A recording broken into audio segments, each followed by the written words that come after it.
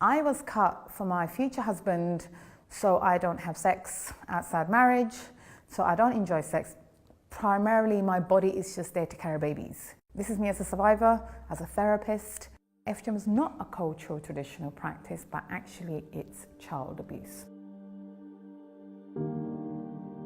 That particular day was quite interesting, and it was only my neighbour's daughter that said to me, "Oh, you must be really looking forward to today." And I was like, okay. And I thought, well, it's not my birthday, what the hell's going on? And she said, "Oh, you're having your gudnin done." So gudnin is FGM in Somali. She must have been 8, 9 years old, so it's a child telling another child what's about to happen to them. She started to explain what it was, and I'm sitting here thinking, but Mummy told me no one should touch my body. So it was a conflicting messages that was going on in my head. But as she's explaining this, I could hear a scream coming down from the other side of the house, like screaming. It was my sister. It was like an out-of-body experience. Before I could even do or think anything, it was like, get Leyla. Get Leyla's turn. And I mean, I ran off. Obviously, I'm 7 years old. There's only so much running I can do. So they grabbed me, pinned me on this table. Women who held me down, these were aunties, family members, family friends. Before I knew it, I was screaming and I could feel my flesh being cut off.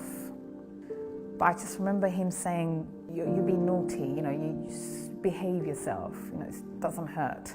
And I blacked out from that moment. So had FGM done, was home for 2 weeks recovering. The weekend after, we were back at the beach. Life was normal again. That's just the way it was. Once you undergo something like this, there's no way back. There's no way back from this.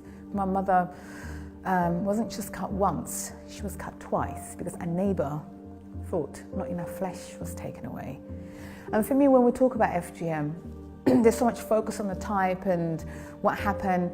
What we need to focus on is this idea that we can just go and examine children's genitals. What I experienced was actually one of the worst forms of abuse. The doctor that cut me would never be seen as a paedophile because he's checking my genitals under the label of a doctor.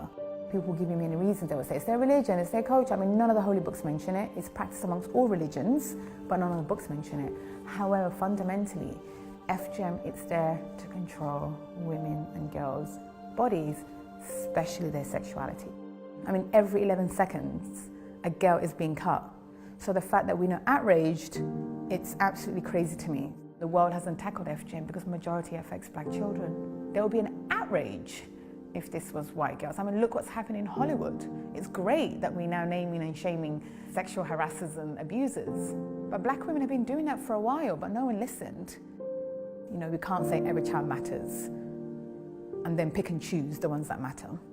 I 100% wholeheartedly believe FGM will end. But the only way that's going to end is we need to end all forms of oppression against human beings. My name is Leyla Hussein and I'm a global citizen.